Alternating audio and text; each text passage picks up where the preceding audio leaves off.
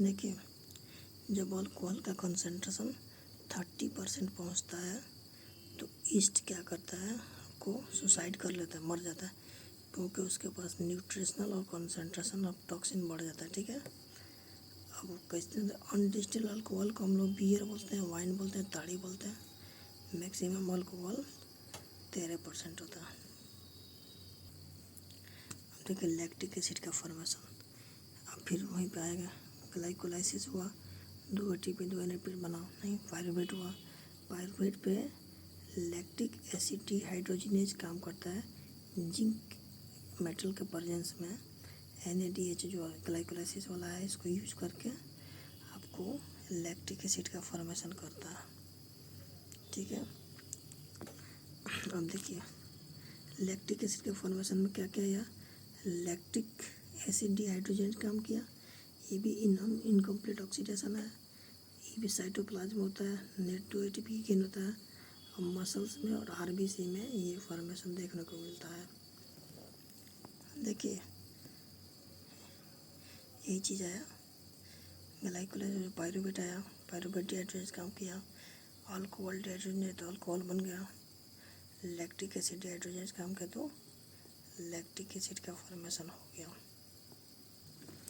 भाई हम लोग कंपैरिजन करते हैं अल्कोहल का फॉर्मेशन और लैक्टिक एसिड का फॉर्मेशन। ठीक है, अल्कोहल का फॉर्मेशन में पायरुवेट डिहाइड्रोजिनेज और पायरुवेट डिकार्बोक्सिलेज अल्कोहल डिहाइड्रोजिनेज काम करता, इसमें सिर्फ लैक्टिक एसिड डिहाइड्रोजिनेज काम किया।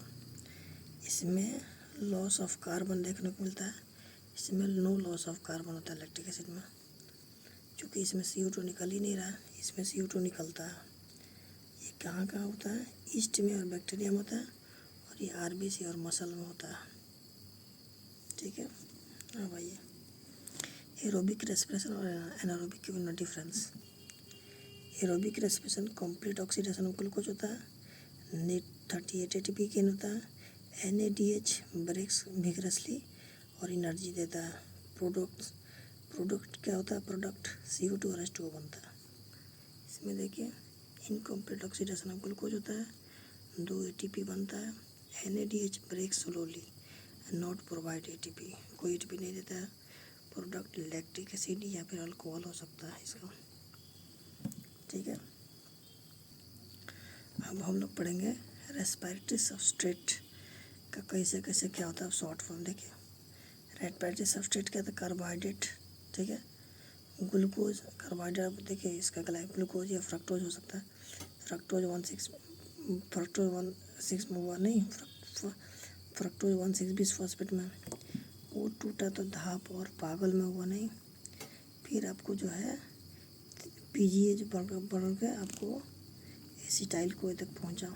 ठीक है, लिंक रिएक्शन के हेल्प से एसिटाइल कोए तक पहुंचा। ठीक है, ये तो आपको हुआ कार्बोहाइड्रेट का केस। ठीक है, अब आइए फैट आपको फैटी एसिड या फिर ग्लिसरॉल में टूट जाएगा, ग्लिसरॉल आपको धाप में आ जाएगा, धाप ही सब कन्वर्ट करके यहाँ तक पहुँच जाएगा एसिटाइल कोए के पास। ठीक है, या फिर फैटी एसिड डायरेक्ट आपको एसिटाइल कोए में आ जाएगा, फैटी एसिड डायरेक्ट आपको एसिटाइल कोए के पास पहुँच जाएगा। ठीक है, इधर प्रोटीन देखिए, प्रोटीन से अमाइनो एसिड से आपको डायरेक्ट एसिटाइल कोए, ये पायरुवेट में जा सकता है या फिर एसिटाइल कोए में।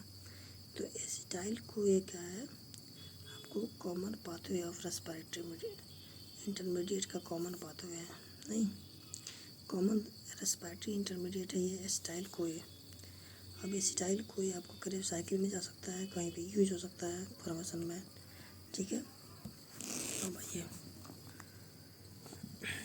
एक इंसेटिव टर्म है रेस्पिरेशन इज एम्फीबोलिक पाथवे, यानी उसमें कैटाबोलिज्म भी होता है और एनाबोलिज्म भी होता है, यानी कोई चीज़ टूटता भी है कुछ बनता भी है। देखिए कैसे, ये कार्बोहाइड्रेट हुआ नहीं, ग्लाइकोलाइसिस करके एसिटाइल कोए बना।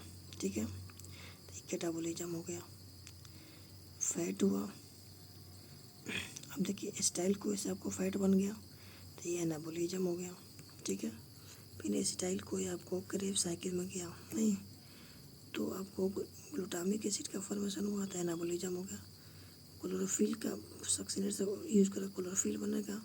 सक्सिनाइल को एंजाइम यूज़ करके क्लोरोफिल बनता है, तो आपको एनाबोलिज्म हो गया। फिर आपको ऑक्जेलो एसिटिक एसिड की यूज़ करके एस्पार्टिक एसिड या पायरिमिडीन बनता है, तो आपको एनाबोलिज्म हो गया। तो इसीलिए इसको हम लोग एम्फीबोलिक पाथवे बोलते हैं, ठीक है। एक आता है आपको रेस्पिरेटरी कोशेंट। रेस्पिरेटरी कोशेंट क्या, output by input, number of CO2 produce by number of oxygen utilise.